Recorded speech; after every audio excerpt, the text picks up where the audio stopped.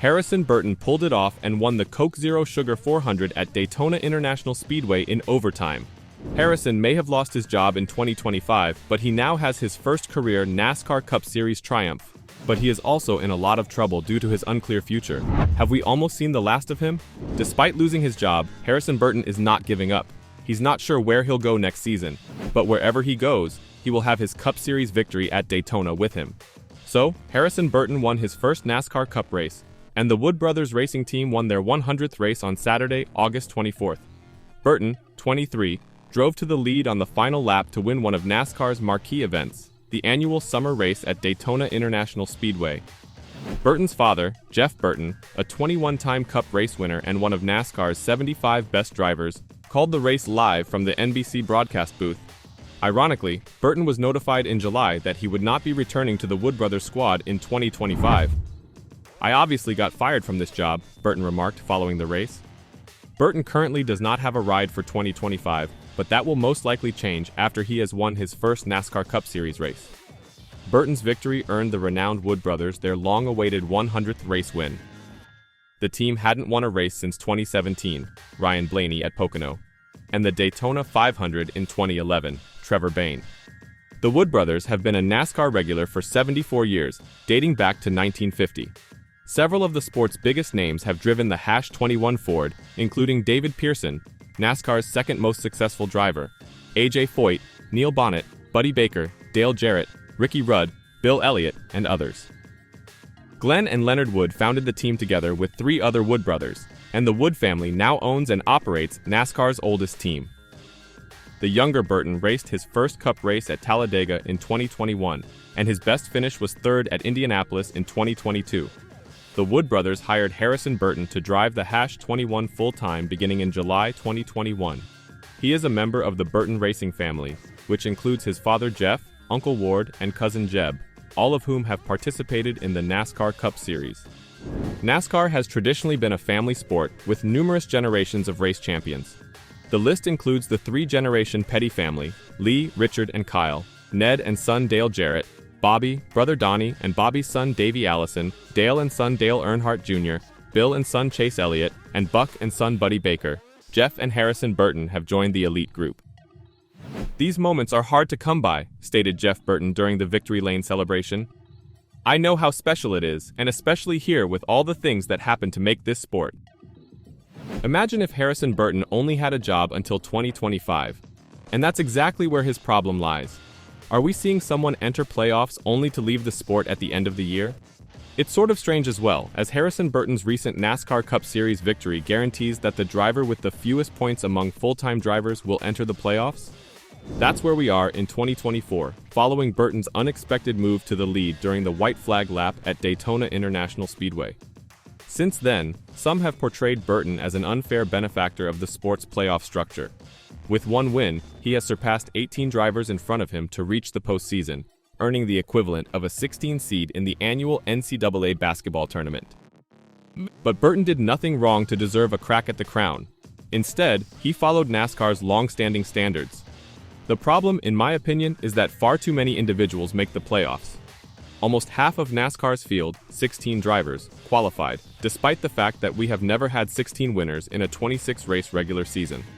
That means that underdogs like Burton are guaranteed a shot, but a smaller field of, say, 12 drivers would put him on the outside looking in. One less round is all that is required to eliminate those long-shot Cinderellas. The Cup regularly produces 13, 14 playoff-eligible victors each year. The simple fact is that Martin Truex Jr., Ty Gibbs, Chris Buescher, Bubba Wallace, and Ross Chastain are the only 5 drivers left in contention for the final 3 berths. Another Burton-level upset at Darlington Raceway this weekend would get it down to 2. Thus the question is the system flawed or not? When NASCAR originally implemented the current Win and Advance Championship system, playoff status was contingent on finishing in the top 30 of the standings. For example, when Kyle Busch missed the first 11 races of 2015 but won one, he needed to finish in the top 30, which he accomplished on his way to the title. In 2022, the regulation modified such that any full-time team, or one with a waiver, that wins a race is eligible for the title, regardless of championship standings position. Harrison Burton was the first to take advantage of the move, winning at Daytona to go from 34th to the playoffs. Now, Burton and the Wood brothers. Number 21 squad will finish no lower than 16th in the rankings. This will undoubtedly be a hot topic during the weekend at Darlington, but Chase Elliott was questioned about it first on Tuesday at a midweek media availability. "Man, that's tough," Elliott added. "I probably have a lot of opinions on that stuff, but I totally let NASCAR make that call. As it pertains to last weekend, look, Harrison did a good job. I know all those guys really well from Dad's time racing with them from me being a kid, and I was just super happy for them to win and to get their 100th win. I think it's an incredible milestone. I just want to say that. Really am happy for all parties involved. Jeff Burton's a good friend of mine, and I enjoy watching Harrison too, so really just happy for them. Look, they don't make the rules. NASCAR makes the rules, and this is the format they created. This is what you're gonna get sometimes whenever the cards fall like they did on Saturday night. So I think for any of us to question that is just unfair because this is the reality and that's the format they rightfully took advantage of. Props to them.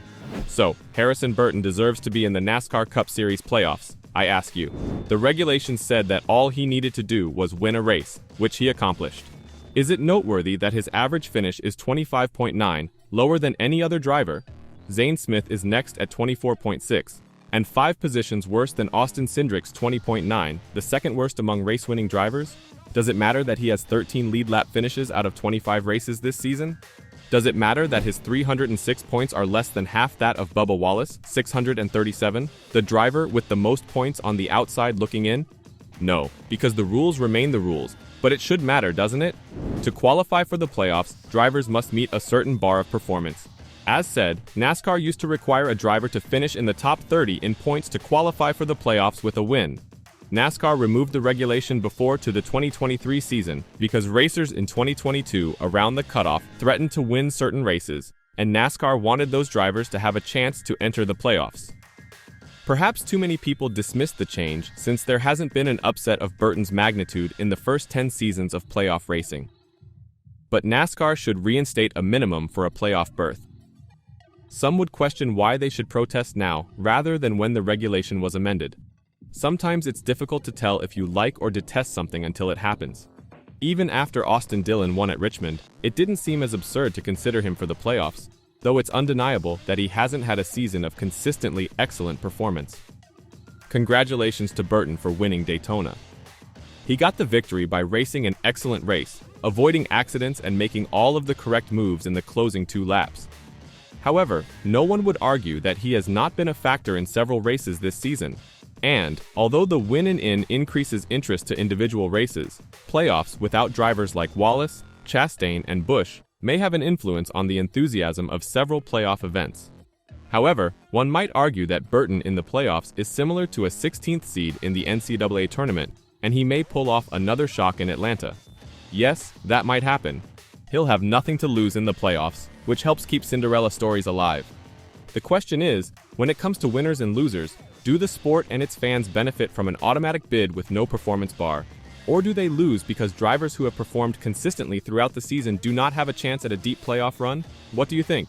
Is it fair or not? And will this deliver Burton another seat for next year? Or is he still out at the end of this one? Let me know your thoughts in the comments down below.